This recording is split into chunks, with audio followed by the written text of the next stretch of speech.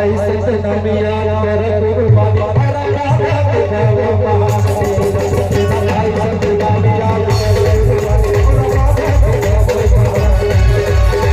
भैया पूरा लगन कर हे पूरा भैया पूरा लगन कर हे पूरा